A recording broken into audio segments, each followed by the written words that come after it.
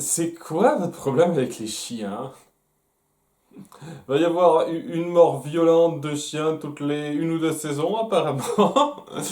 Bon, c'est assez cool le rythme, j'avoue. Pour l'instant, c'est plutôt ça prend suffisamment son temps. Donc c'est un bon point par rapport à ce qu'il y a eu majoritairement les saisons précédentes. Si ça continue comme ça, ce sera vraiment sympathique.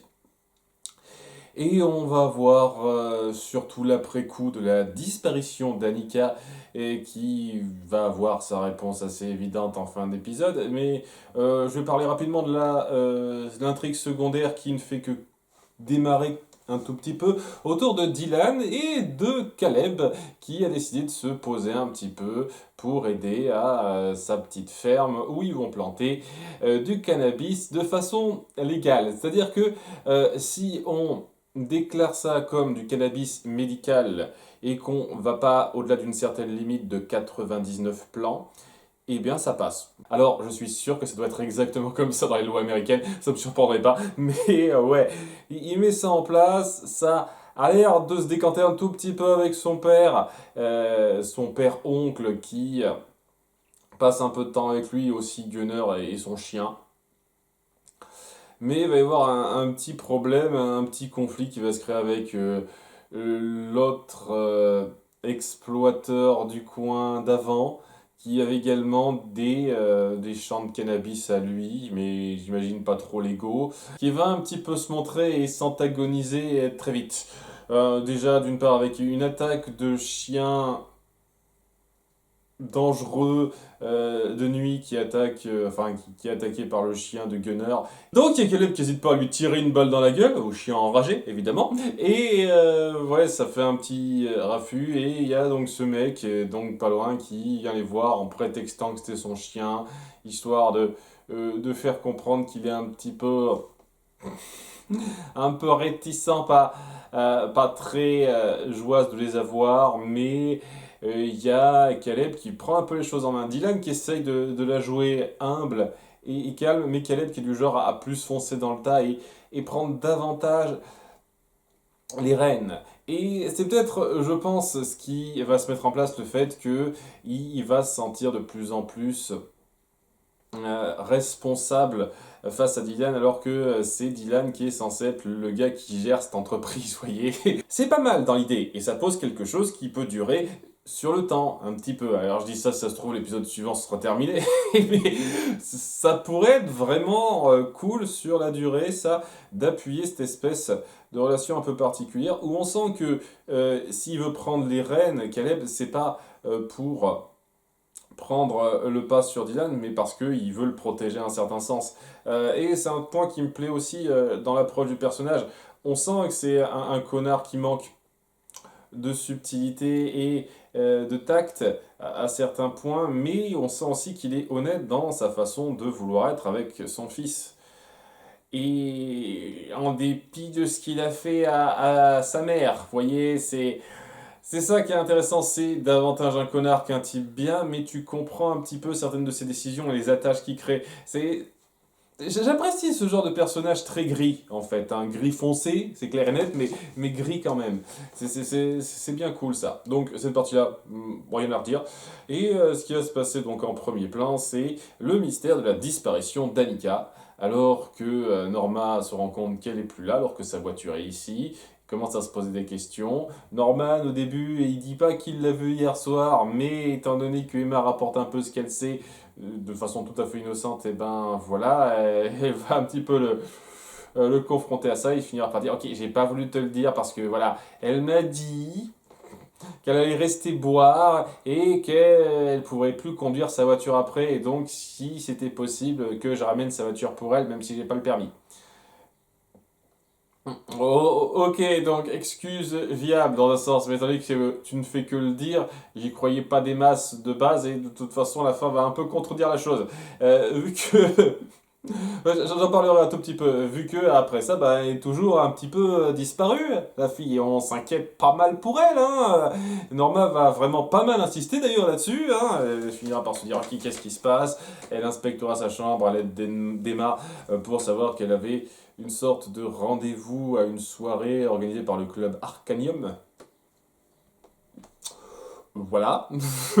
Et elle décide de jouer les enquêtrices dimanche. C'est pas la première fois qu'elle le fait, je trouve que c'est assez dingue. Ce qui va amener, je trouve, plus de développement à nouveau sur, je pense, la meilleure dynamique de cette série, c'est-à-dire entre elle et Romero. Romero qui finit enfin par quitter le motel, puisque son chez lui a enfin été reconstruit. Et ce sont des au revoir assez touchants, j'avoue. Il y a quelque chose de pas mal dans le fait qu'on hésite un petit peu à se faire une embrassade, mais on le fait. Et elle hésite aussi à s'ouvrir à lui pour lui dire qu'elle a des problèmes, mais elle le fait pas complètement. Et on sent quand même qu'elle est sincère dans le fait qu'elle lui dise qu'elle s'est sentie en sécurité quand il était là. Vraiment assez touchant entre eux. Et ça va poursuivre un peu la chose quand elle décidera donc de jouer un peu je dis les enquêtrices en herbe de façon un petit peu ridicule pour moi, mais on la reprend là-dessus, c'est ça qui est drôle, où elle se rend donc à la soirée, elle essaye de se faire passer pour Annika de base, mais elle a pas le mot de passe. D'ailleurs, si ça avait marché, comment elle s'en serait sortie, quoi? Tu sais ce qu'au fond, ce genre de personne, il y a Norman qui lui a raconté de façon assez claire, qui pensait de façon assez ferme que c'était une call girl. Donc, si on t'avait pris pour une call girl, comment t'aurais réussi ton coup là-dedans? Tu te serais fait passer pour une call girl, t'aurais accepté de faire les trucs qu'on t'aurait demandé. C'était pas très réfléchi de ta part. Donc, coup de shot pour elle, elle est remparée parce qu'elle a pas de mot de passe, mais elle saute la grille en gros, bon, de façon un peu discrète, pour assister un petit peu à ce qui se passe. Et c'est les soirées typiques de lucre et luxure qu'on voit là. Eyes Wide Shut, si je ne trompe pas de film. Voilà, il y a des tonnes de filles qui font des trucs ceci devant un mec qui a beaucoup de fric et qui les regarde en mode ah, je suis sur mon siège, a fait des trucs un petit peu cochons spéciaux, alors qu'elle assiste à ça et que elle se fait remparer par Romero qui se trouve là. Romero qui, donc, voit un peu le gratin de la société pour se faire un nom dans un sens et aussi pas pour savoir un peu qui dirige d'un point de vue financier le coin, quoi, pour gérer un petit peu ce coin-là. Et ben il la voit faire ça comme par hasard, hein. Ça tombe bien que ce soit lui qui l'ait aperçu et personne d'autre en dehors de ça, pour lui dire mais qu'est-ce que vous branlez ici? Qu'est-ce que vous êtes en train de foutre? Sérieusement, c'est comique, j'adore leur dynamique, parce que des fois ça peut être très sincère et un peu touchant, et des fois mais ça peut être drôle, je vous jure. Elle finit par lui faire part de ce qu'elle sait, comme quoi que cette fille a disparu depuis quelques jours, enfin depuis 2 jours. La dernière personne à l'avoir vue c'était Norman, et donc elle est un petit peu inquiète, elle avait un rendez-vous ici, elle demande au mec d'enquêter, il dit je vais essayer de faire de mon mieux, mais merde, barrez-vous, barrez-vous. Et point intéressant après ça, c'est qu'on sent qu'elle, une fois de plus, est au bout du rouleau, hein. Elle enchaîne les raisons d'être un petit peu irritée, cette femme, et en rentrant étonné qu'elle tombe sur la pancarte de la rocade qui va bientôt ouvrir, donc qui va un petit peu foutre en l'air son commerce pas mal, et ben elle est prise d'un gros coup de rage et veut détruire ce truc-là. Donc elle le défonce avec son pare-choc qui a bien ressenti le coup, et voilà, hein, c'est un petit peu le truc. Elle n'a pas réussi à faire grand-chose à part à prévenir Romero qui peut-être sauvera toute la situation comme à son habitude. Grand héros Romero. À côté de ça, donc Norman, pas grand-chose à dire, donc il est inquiet pour ce qui se passe avec Annika également, mais il est en mode c'est bon, hein, j'ai juste ramené sa voiture, il s'est rien passé, calme-toi, je suis sûr que tout va bien. Ce qui va pas vraiment être bon quand on verra la fin, et surtout il va avoir son premier rendez-vous avec Emma en même temps. Dire que c'est mignonnet et ça se passe plutôt bien, même si ça peut être un peu frustrant de la part de Emma, puisqu'on sent qu'il n'est pas complètement dedans. Je n'ai pas grand chose à dire. Par exemple, à un moment donné, sur la fin, il s'embrasse, mais il veut pas aller plus loin que ça, Norman, parce que il est dans un sens devant chez lui, c'est pas trop le truc. Donc, tu comptes faire ça où pour votre première fois si ça devait arriver, je sais pas trop. Enfin bref, pour l'instant, ça va pas très loin. J'imagine que ça va être un peu plus compliqué. À un moment donné, elle parle de Bradley, leur première fois, et de comment ça se passe, de comment on considère le sexe en fait au sein du couple. On fait un petit parallèle avec Peter Pan et Wendy à un moment donné, ce qui est assez drôle.